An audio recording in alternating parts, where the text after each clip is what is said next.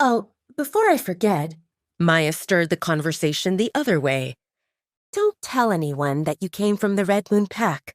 The official story states that you grew up with your grandparents somewhere north, and that after they passed, you came here with the goal to find a pack, and we bumped into each other accidentally.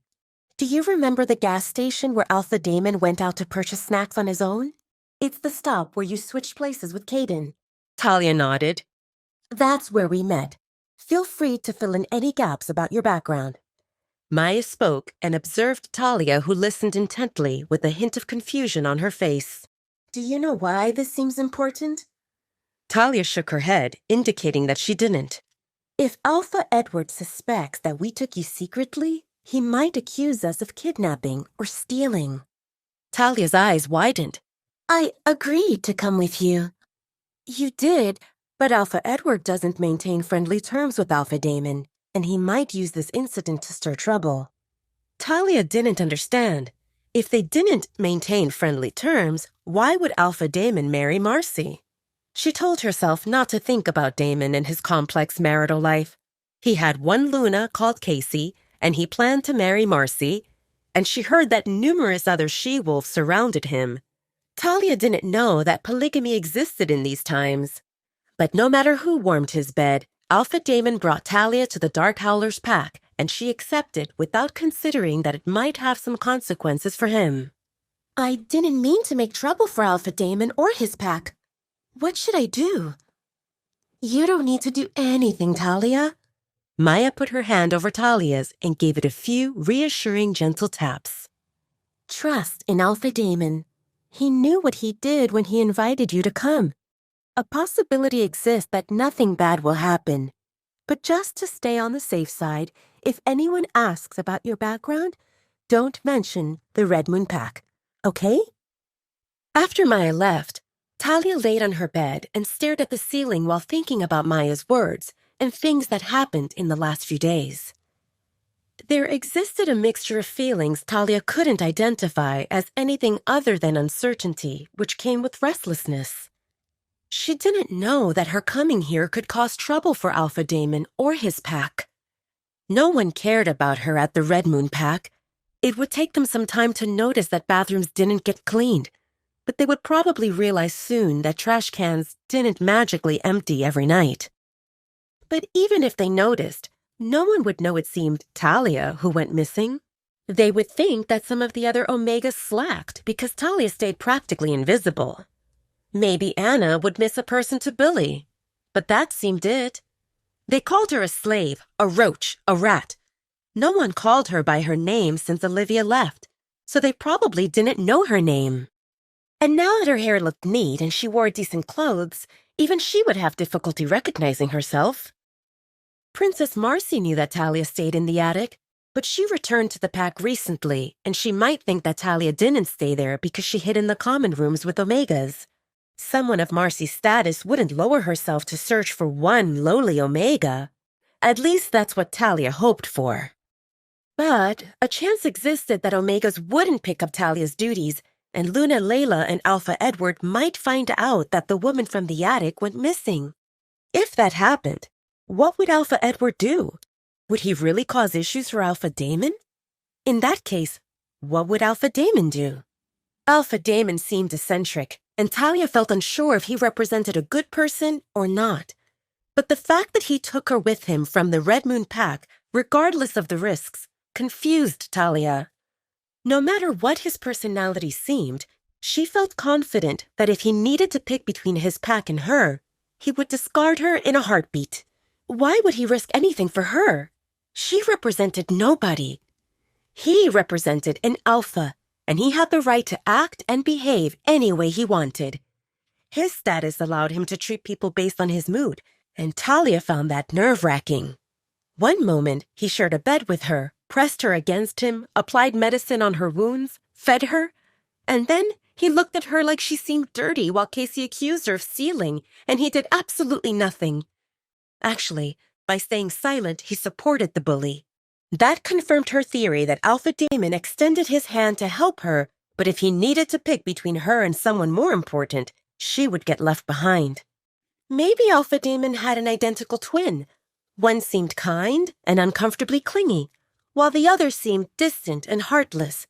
That would explain Talia's interactions with Damon perfectly. But she knew that no second Damon existed.